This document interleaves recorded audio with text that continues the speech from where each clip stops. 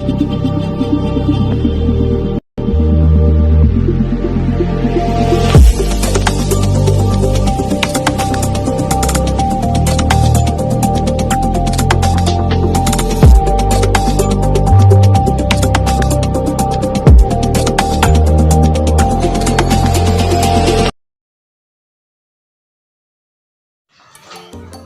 teman-teman, kami mahasiswa-mahasiswi dari Universitas Nias, Prodi PGSD. Sekarang kami akan menyajikan materi kami mengenai asam dan basa. Perkenalkan, nama saya Eben Putri Magdalena Zenrate. Saya Desa Mandia. Saya Anggrek Anggini Sebuah. Langsung saja kami akan membahas materi kami. Selamat menyaksikan. Baik, saya akan memaparkan materi tentang definisi asam. Baik, kita harus tahu dulu apa itu asam. Asam adalah suatu zat senyawa kimia yang meningkatkan konsentrasi ion positif ketika dilarutkan ke dalam air. Asam dalam air mengalami ionisasi, yaitu HXZ menghasilkan X positif ditambah ZX negatif. Jumlah ion positif yang dapat dihasilkan oleh satu molekul asam disebut valensi asam. Sedangkan ion negatif yang terbentuk dari asam setelah melepaskan ion positif disebut ion sisa asam. Baik, lanjut kita pada pembahasan materi tentang sifat fisika asam. Yang pertama, mempunyai rasa asam seperti jeruk. Yang kedua, menghantarkan listrik seperti GS atau baterai. Yang ketiga, pH di bawah 7 seperti cuka. Yang keempat, bersifat korosif seperti paku-paku yang sudah berkarat. Yang kelima, mengubah laktus biru menjadi merah. Lanjut kita pada pemaparan materi selanjutnya tentang sifat kimia asam. Reaksi pelarutan dalam air, di mana asam terurai menjadi kation positif dan anion, seperti H2SO4 menghasilkan H+ ditambah SO4 2 negatif. Bila asam bereaksi dalam basa, maka akan menghasilkan garam dan air, seperti H2SO4 ditambah NaOH menghasilkan Na2SO4 ditambah H2O. Asam mudah bereaksi dengan logam sehingga menghasilkan garam dan gas hidrogen, seperti H2SO4 ditambah Na menghasilkan Na2SO4 ditambah H2. Lanjut kita pada pemaparan materi selanjutnya tentang pengelompokan asam satu. Berdasarkan jumlah ion H+ yang dapat dilepaskan menghasilkan 3 asam. Yang pertama, asam monokrotik atau melepaskan 1 ion H+, seperti HCl, Aq menghasilkan H+ Aq ditambah HCl negatif Aq. Yang kedua, asam diprotik atau melepaskan 2 ion H+, seperti H2SO Aq menghasilkan 2H positif Aq ditambah SO4 2 negatif Aq. Yang ketiga, asam triprotik atau menghasilkan 3 ion H positif, seperti H3PO4 Aq menghasilkan 3H+ Aq ditambah PO4 3 positif Aq. Pengelompokan asam 2. Berdasarkan rumus kimianya, unsur penyusun dibagi menjadi 2 bagian, yaitu yang pertama, asam non-oksi atau tidak mengandung oksigen, seperti HF, HCl, HBr, HCN, H2S. Yang kedua, asam oksi atau mengandung oksigen, seperti HClO, HNO3, H2SO4, H2CO3, H3PO, PO3, H3PO4. Pengelompokan asam 3. Berdasarkan kekuatan asamnya atau besarnya derajat ionisasi dalam air, asam dibagi menjadi 2 bagian, yaitu asam kuat dan asam lemah.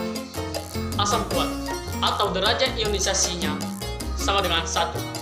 Teorisasinya sempurna, seperti HCl, HBr, Hi, HNO3, HClO3, HClO4, dan H2SO4. Yang kedua, asam lemah atau derajat ionisasi kurang dari 1. Teorisasinya sebagian, seperti HCOOH, HCH3, HCOOH, H2CO3, HCl, dan H2S. Definisi basa. Basa ini teman-teman adalah suatu zat atau senyawa kimia yang menurunkan konsentrasi ion H+ atau meningkatkan konsentrasi ion OH negatif ketika dilarutkan dalam air. Basa dalam air teman-teman mengalami ionisasi sebagai berikut. Contohnya LOH menghasilkan L positif ditambah XOH negatif. Fisika basa.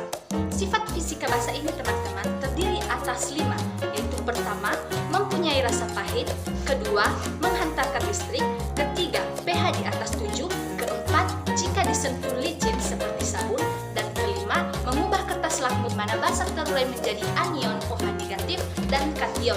Contohnya, NaOH menghasilkan Na positif ditambah OH negatif.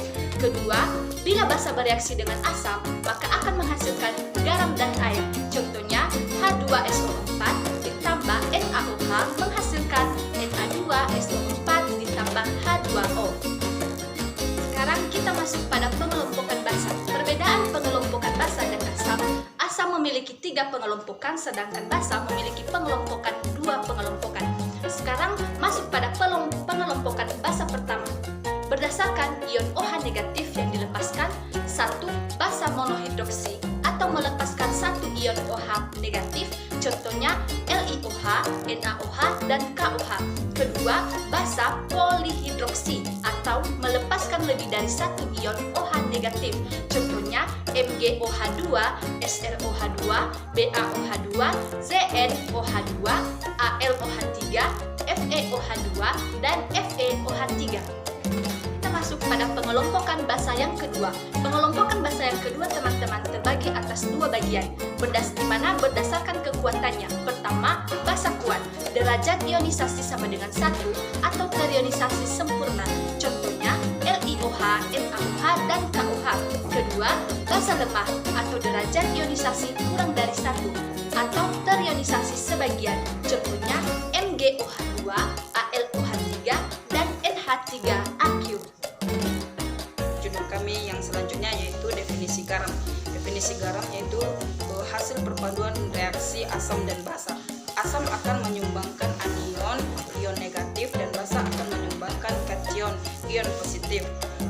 Contohnya seperti H2SO4 ditambah NaOH menghasilkan Na2SO4 ditambah H2O, atau NaOH ditambah HCl menghasilkan NaCl tambah H2O.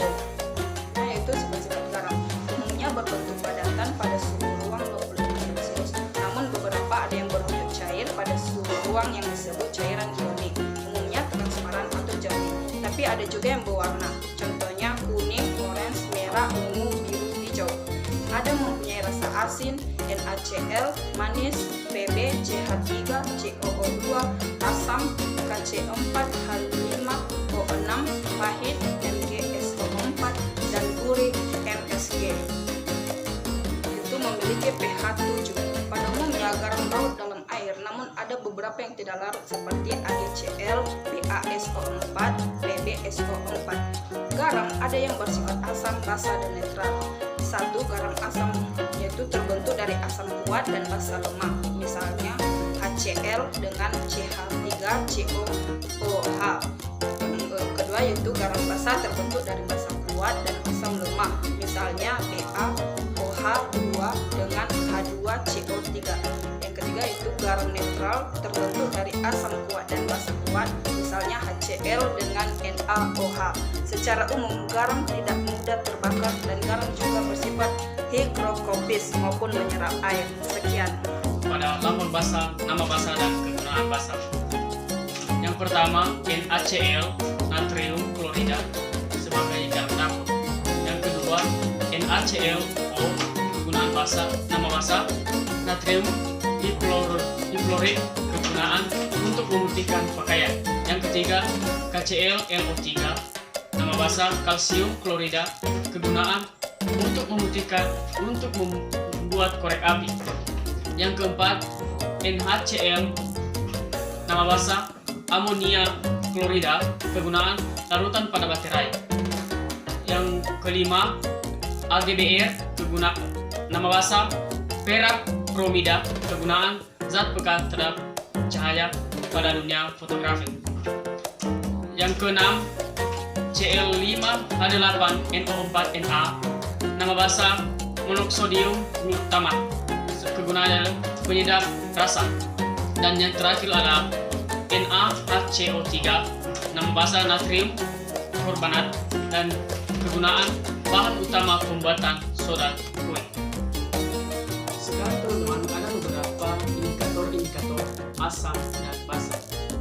Yang pertama, indikator universal asam dan basa. Yang kedua, tentang Magnus. Yang ketiga, contoh Ley. Yang keempat, etil jingga. Dan yang kelima, meter.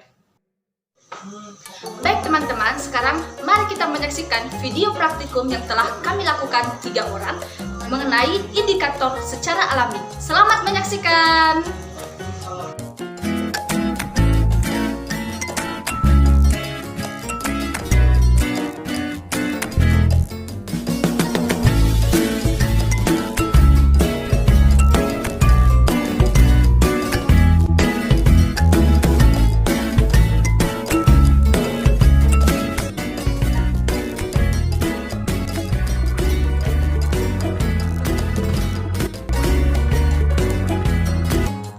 Lalu siapkan 3 buah kertas teh dan celupkan satu persatu ke dalam ekstrak kunyit.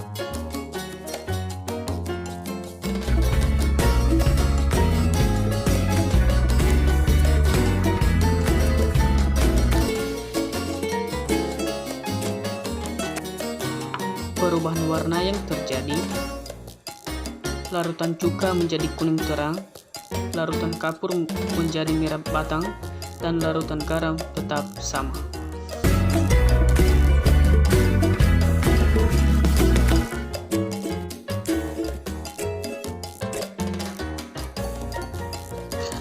Kesimpulan dari praktikum yang telah kami lakukan 3 orang adalah: 1. Menggunakan bahan indikator-indikator alami seperti cuka, garam, dan kunyit.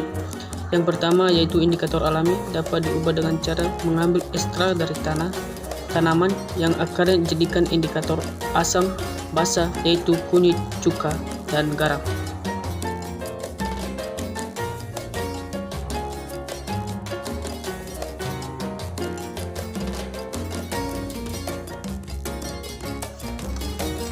Yang kedua juga bersifat asam karena setelah ditetesi dengan indikator kunyit memberikan warna kuning terang.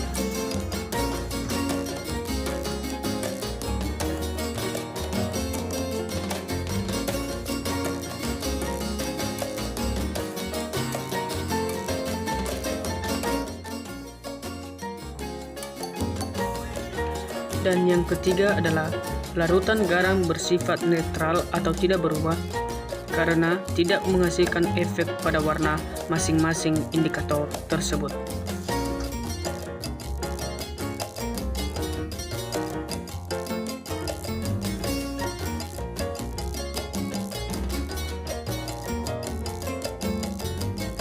Demikianlah pemaparan materi dari kami. Jika ada kelemahan, kekurangan kami dalam menyampaikan materi, kami mohon maaf. Kami dari kelompok